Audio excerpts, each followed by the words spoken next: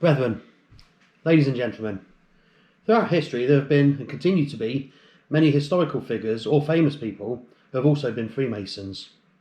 Some are more well known than others. But on this occasion, with it being January, and that time of year where many people do celebrate Burns Night on the 25th of January, I want to talk about this famous Scottish poet, Robert Burns, or as I would call him, Brother Robbie Burns. This is a précis of his Masonic membership and the impact that Freemasonry possibly had on his poetry. So Brother Robert Robbie Burns was born on the 25th of January 1759. He was the eldest of 7 children. He became a Freemason, initiated on the 4th of July 1781 into St David's Lodge, Tarbolton. He was subsequently passed to Fellowcraft and then raised to the sublime degree of a Master Mason on the 1st of October 1781. Taking Freemasonry seriously, he joined a total of 6 lodges during his life. According to history, there was some dissension and controversy over 2 lodges at the time, Lodge St David's and St James. Burns eventually went with Lodge St James on the 27th of July 1784. Tradition holds that at one point he was installed in one lodge as Poet Laureate, but this can't actually be proven as no records seem to exist or minutes exist to prove this fact one way or the other. He rose in Freemasonry, possibly largely due to his creative ability, and this was exemplified at a Lodge St Andrew meeting in 1787, where Burns was toasted by the Worshipful Grand Master and Grand Lodge of Scotland present by the Most Worshipful Brother Francis Chatteris, with the words Caledonia and Caledonia's Bard, Brother Robert Burns.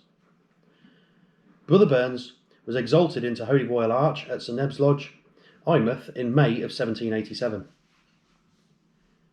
In 1792 he was elected Senior Warden and served 1 year, the last Masonic office he held before his death on the 21st of July 1796.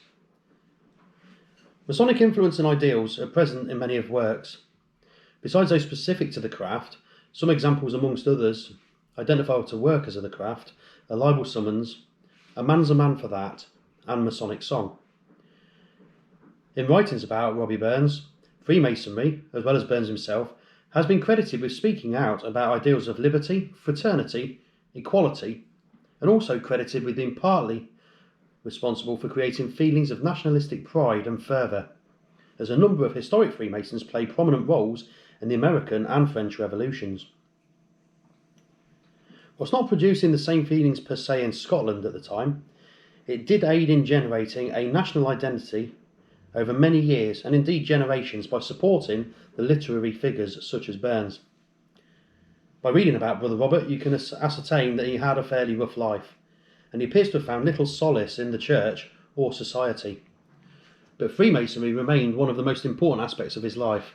When all others had abandoned him and condemned, the lodges still welcomed him as a brother.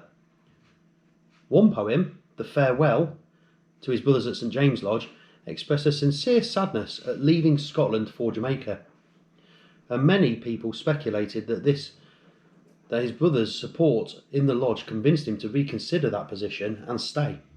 And after that low point, he went on to produce some of his greatest works.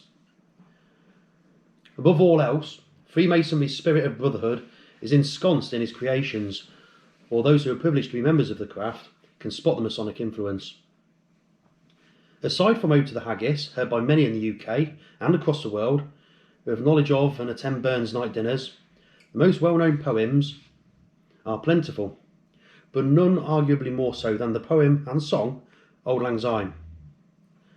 Auld Lang Syne is sung planet-wide by many religions and denominations, including those people that don't have any faith at all.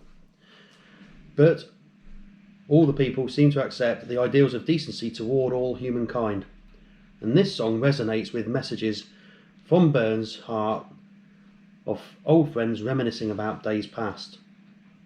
T.G. Patterson said that Auld Lang Syne is a concrete expression of his love for all mankind and his ideal of international brotherhood.